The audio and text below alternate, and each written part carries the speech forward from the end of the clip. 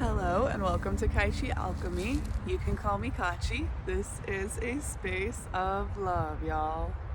So many birds. Okay.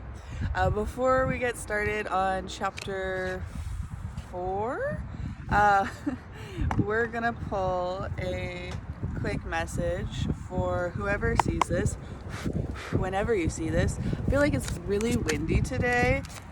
Might be relevant to you for some reason, but also feel free to let me know how that affects the audio and stuff. I really need to get my new microphone set up for times exactly like this. I had two come out. Okay, Beyond Illusion on the bottom of the deck. This is it's like a butterfly, it's like a mask. I think that this is card 20 in this deck, which would be the world. And then we got patience and politics. Yeah. And as usual with these read-alouds, I'm just going to kind of leave those there for you to interpret on your own. Might leave something up on the community tab for like the guidebook or whatever. But I'm feeling like that's quite self-explanatory. This is 7 and 7. Sevens might be relevant to you. This is giving some kind of Empress vibes, but also some opposition. I'm trying to remember, I think that this is 7 of Swords in this deck. And this one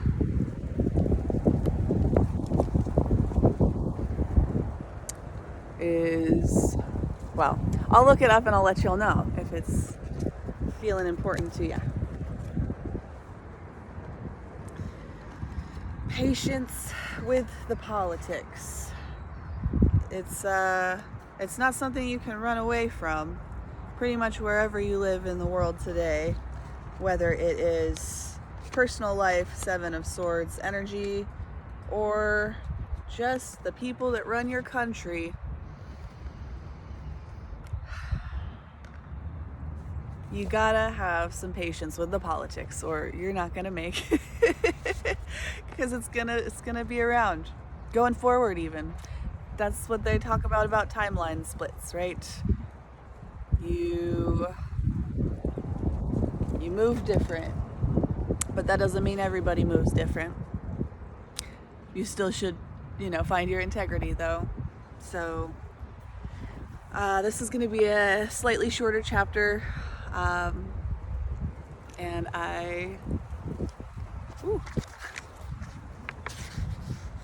I think it'll probably be like under 20 minutes, but feel free to grab something to drink if you feel called. 3:06 on the clock. Chapter 4, who are they? Subsequently, after spending 3 days with Anastasia, observing how this strange young woman lives all by herself in the remote Siberian taiga, I began to understand a little something of her lifestyle and to be confronted by a number of questions regarding our own. One of them still haunts me to this day. Is our system of education and bringing up children sufficient to comprehend the meaning of existence, to arrange every individual's life priorities in the correct order? Does it help or hinder our ability to make sense of man's essence and purpose? We have set up a vast educational system. It is on the basis of this system that we teach our children and each other in kindergarten, school, university, and postgraduate programs. It is this system that enables us to invent things, to fly into space. We structure our lives in accordance with it. Through its help, we strive to construct some form of happiness for ourselves. We strive to fathom the universe and the atom, along with all sorts of anomalous phenomena. We love to discuss and describe them at great length in sensational stories in both the popular press and scholarly publications. But there is one phenomenon which, for some reason, we try with all our might to avoid, desperately try to avoid. One gets the impression that we are afraid to talk about it.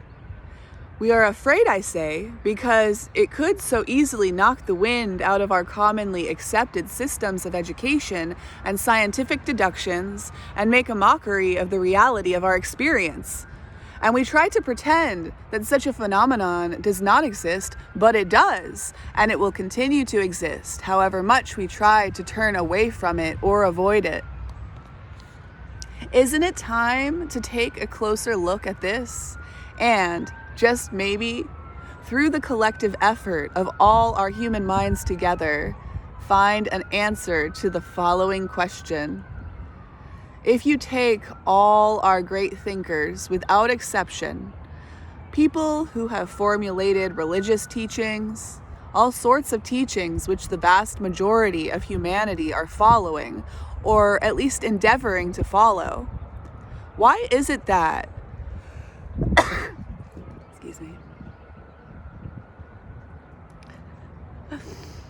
Why is it that before formulating their teachings, they became recluses, went into solitude, in most cases to the forest?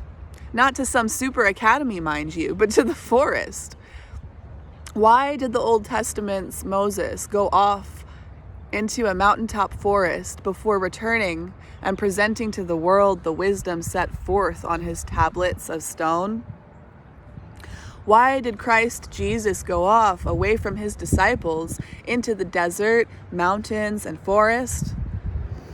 Why did a man named Siddhartha Gautama, who lived in India in the 6th century BC, spend 7 years alone in the forest?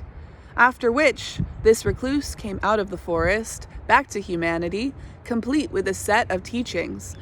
Teachings which, even to this day, many centuries later, arouse a multitude of human minds.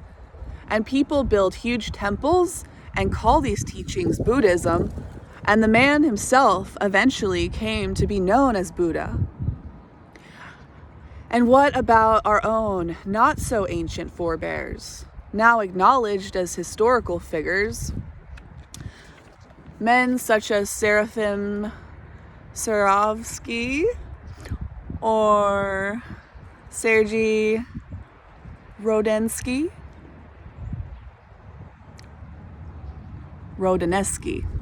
Why did they too go off to become recluses in the forest?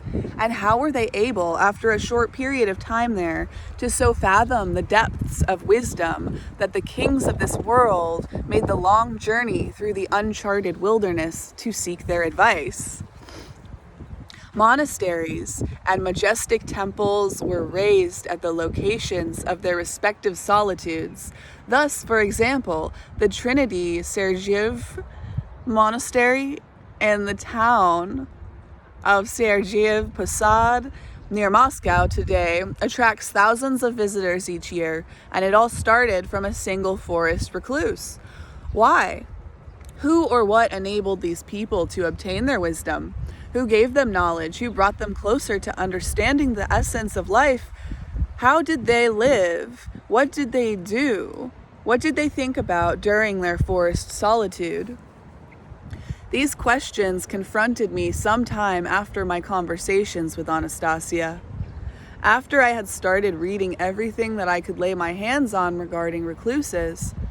But even today, I haven't found answers. Why has nothing been written about their solitude experiences?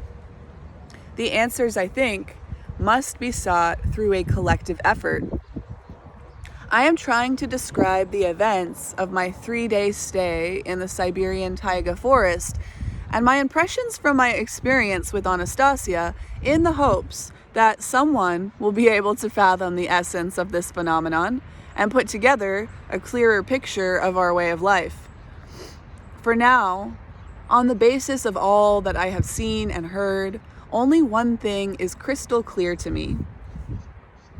People who live in solitude in the forest, including Anastasia, see what is going on in our lives from a point of view completely different from our own. Some of Anastasia's ideas are the exact opposite of what is commonly accepted. Who is closer to the truth? Who can judge? My task is simply to record what I have seen and heard, and thereby give others an opportunity to come up with answers. Anastasia lives in the forest altogether alone. She has no house to call her own. She hardly wears any clothes and does not store any provisions. She is the descendant of people who have been living here for thousands of years and represent what is literally a whole different civilization. She and those like her have survived to the present day through what I can only term the wisest possible course of action. Very likely, the only correct course of action.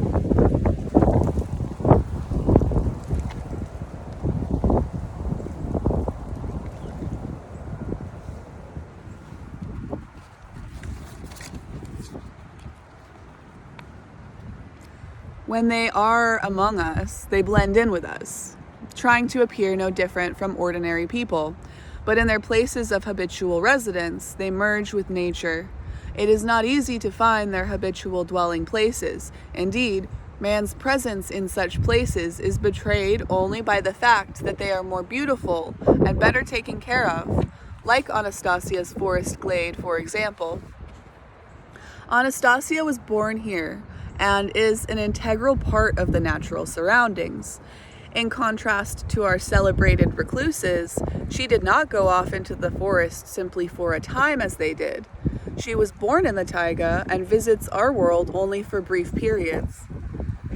And what seemed at first glance to be a mysterious phenomenon, the strong fear that overwhelmed me and made me lose consciousness when I attempted to possess Anastasia, turned out to have an altogether simple explanation. Just as we tame a cat, a dog, an elephant, a tiger, an eagle, and so on, here, everything around has been tamed. And this everything cannot permit anything bad to happen to her. Anastasia told me that when she was born, and while she was still under a year old, her mother could leave her alone on the grass. "And you didn't die from hunger?" I asked. The taiga recluse first looked at me in surprise, but then explained. Food should be absolutely of no concern to man. One should eat just as one breathes, not paying attention to nutrition, not distracting one's thoughts from more important issues. The Creator has left that task up to others so that man can live as man, fulfilling his own destiny. She snapped her fingers, and right away, a little squirrel popped up beside her, hopping onto her hand. Anastasia lifted the creature's muzzle up to her mouth, and the squirrel passed from its mouth into hers a cedar nut seed, its shell already removed. This did not seem to me anything out of the ordinary. I remember how, back at the academic complex near Novosibirsk, a lot of squirrels were quite used to people and would beg for food from passersby and even get angry if they weren't given anything. Here I was simply observing the process in reverse. But this here was the taiga, and I said, in the normal world, our world, everything's arranged differently. You, Anastasia, could try snapping your fingers at a privately run kiosk or even beat on a drum, and nobody would give you anything. Yet here, you're saying the Creator has decided everything? Who is to blame if man has decided to change the Creator's creative design? Whether it is for the better or for the worse, that is up to you to divine. This is the kind of dialogue I had with Anastasia on the question of human sustenance. Her position is simple. It is sinful to waste thought on things like food, and she does not think about it. But for us, in our civilized world, as it happens, we are obliged to give it thought. We know from books, reports in the press, and TV programs of a multitude of examples of infants who have found themselves in the wilds and ended up being fed by wolves. In this case, however, generations of people have made their permanent residence here. and their relationship to the animal kingdom is different from ours. I asked Anastasia, why aren't you cold when here I am in a warm jacket? Because, she replied, the bodies of people who wrap themselves in clothing and shelter themselves from the cold and the heat more and more lose their ability to adapt to changes in their environment. In my case, this capacity of the human body has not been lost, and so I really have no need of any clothing. I hope you have a beautiful day. Love, light, peace, and personal responsibility. See you next time.